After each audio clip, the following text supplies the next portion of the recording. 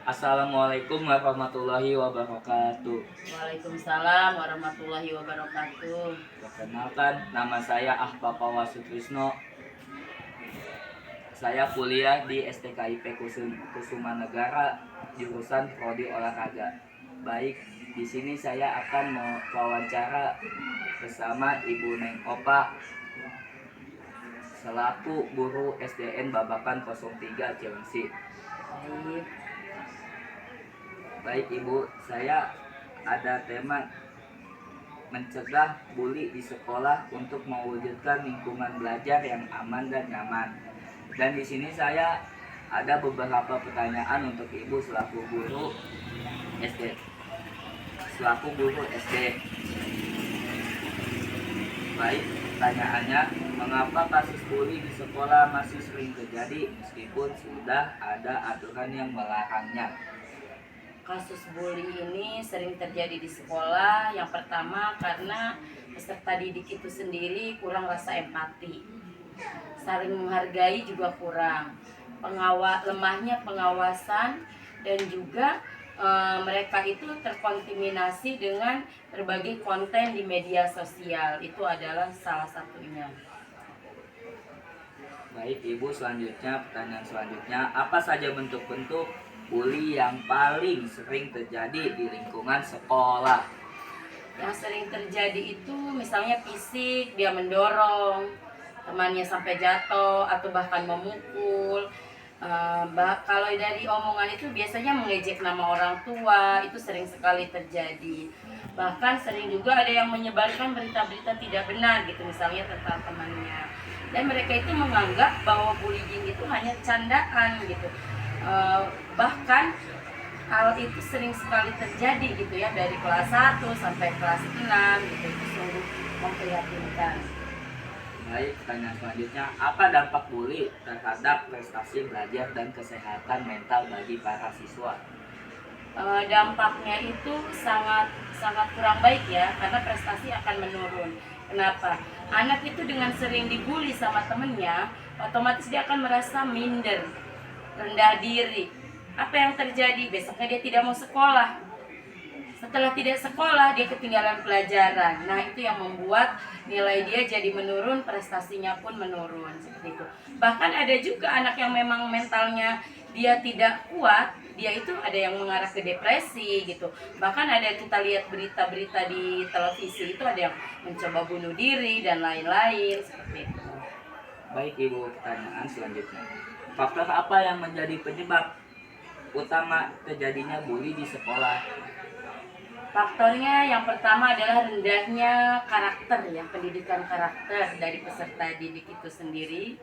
Terus kurangnya empati, rasa empati kepada teman, dan yang lebih mengkhawatirkan itu selain pengaruh dari teman sebaya, lingkungan tempat tinggal dia, juga dari tadi media sosial tersebut gitu, yang sering banget gitu banyak konten-konten tentang bullying itu. Jadi mereka itu belum bisa menyaring.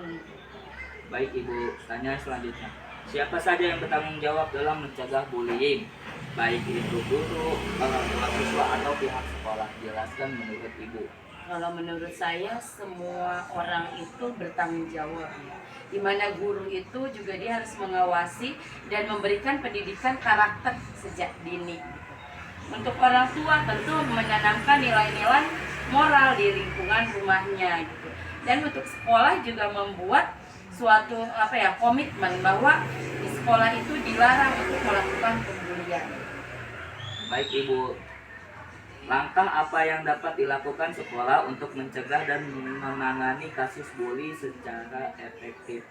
Kalau di sekolah saya sendiri di SDN Babakan 03, yang pertama adalah mensosialisasikan bahwa stop bullying.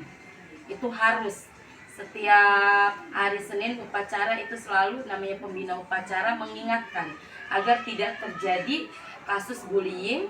Yang kedua adalah penanaman karakter untuk peserta didik itu sendiri, dan jika ada kasus bullying menindak tegas gitu untuk permasalahan itu.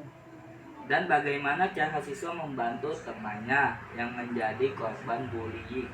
Biasanya kalau temannya kena bullying, teman yang satu itu dia harus merangkul. Sekolah juga sama. Sekolah itu juga dia pihak sekolah di kami itu ada tim khusus. Ketika anak itu kena bullying, sekolah itu guru itu bertanggung jawab untuk mengatasi bullying itu tersebut gitu. Baik, nilai atau sikap apa yang harus dimiliki setiap siswa agar terciptanya lingkungan sekolah yang saling menghargai dan bebas bully? Nilai sikap itu ya diantaranya saling menghormati keberagaman.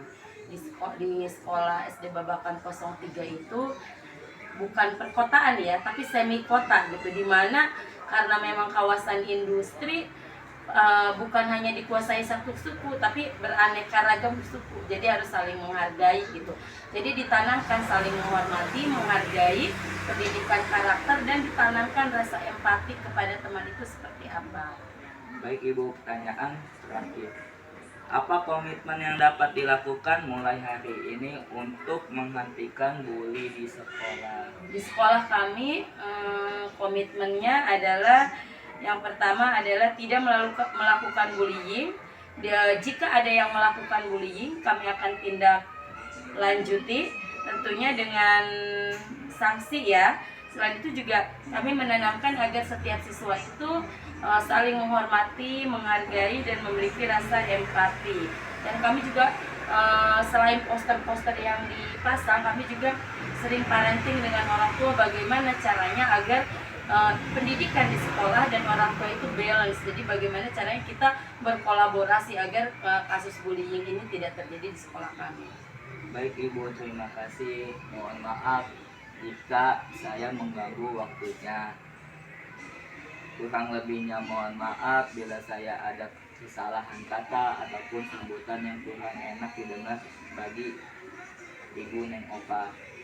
Baik, saya tutup. Wabillahi taufiq walhidayah. Wassalamualaikum warahmatullahi wabarakatuh. Waalaikumsalam warahmatullahi wabarakatuh.